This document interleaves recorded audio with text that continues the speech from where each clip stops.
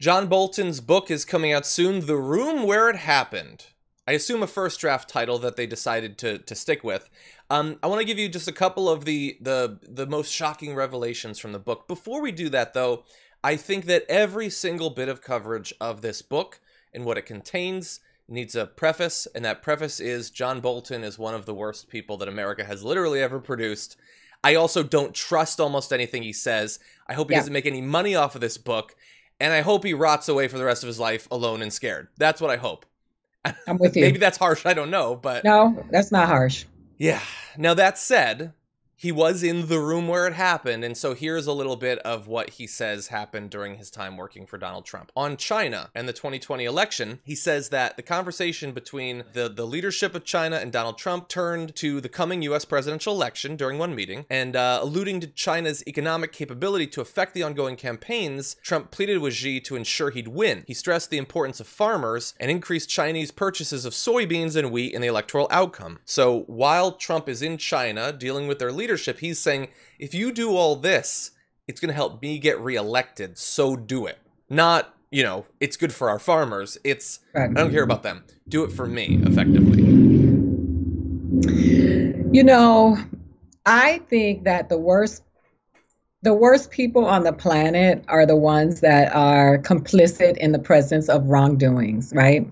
And I think that the American people really have, in terms of protesting, we have to violently protest with our votes and our dollars, and we really have to get rid of the people who sit around and profit from our misery and trauma. That being said, when you think about John Bolton, he is somebody who, Donald Trump rolls with people of his ilk. Right? And instead of speaking up on behalf of the American people in the time when it was necessary and it was appropriate, it's let me figure out how to capitalize on this. I'll write a book, right? And I'll get rich off of that. And then I can be the Ann Coulter of men, or I can be the horrible human being that profits off, you know, gaslighting people, misinformation, misconstruing things, lies. So when I think about him, you know, and I remember that people were like, you know, calling for him, pleading for him to stand up, and then people were defending him, and people were saying, I just remember a whole bunch of different reactions to John Bolton. But the truth is that these guys are all part of the same gang.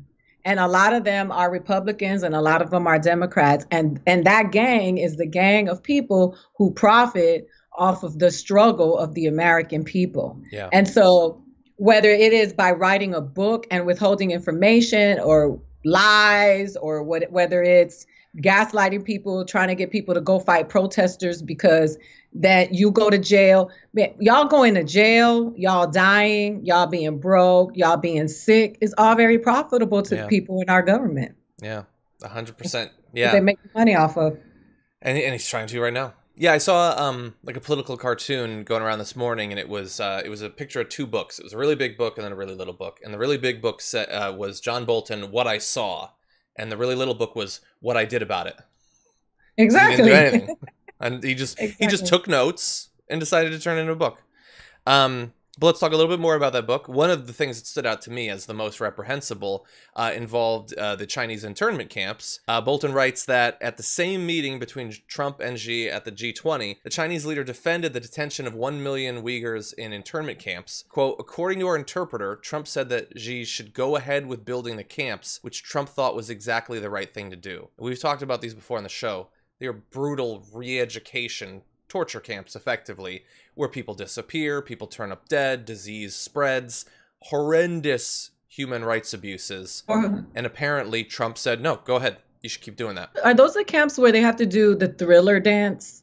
Or is that North Korea? Oh, no, I don't know about that one. I mean, I wouldn't put it past anyone. I think, well, maybe it's North Korea. I may be wrong, but I saw the videos where they make them all learn the Thriller choreography, and if they miss something, they get in trouble. Wow. I just think it's interesting. So there are two things here, right? One is we know he's a racist, but if I was an American citizen and I heard this about the president of my country, I would be worried about two things. Either one, he's a racist and he thinks that that's appropriate treatment of Chinese people, right? Mm-hmm. Or two, that sounds like a good plan. What do you think he's thinking about when it comes to the people who he wants to persecute in this country? Because, for example, I'm starting to think the Supreme Court doesn't like me.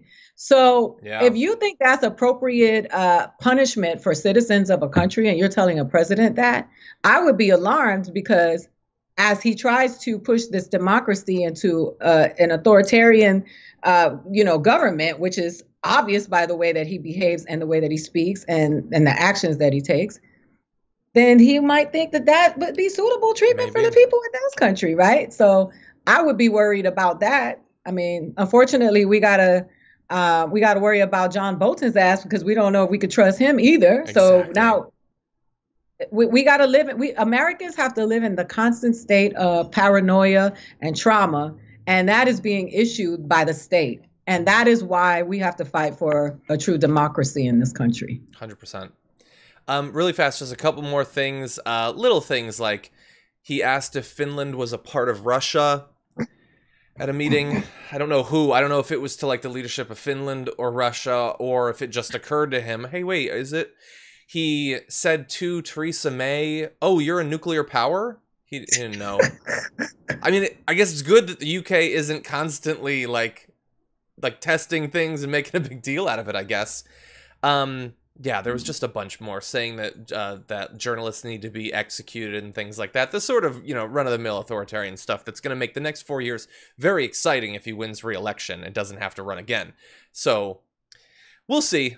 But anyway, the book could end up being interesting. Don't buy it, because then Bolton will get money. But yeah, we'll Anonymous. Where are you at, Anonymous? Get that book online for us so we can read it online. Exactly.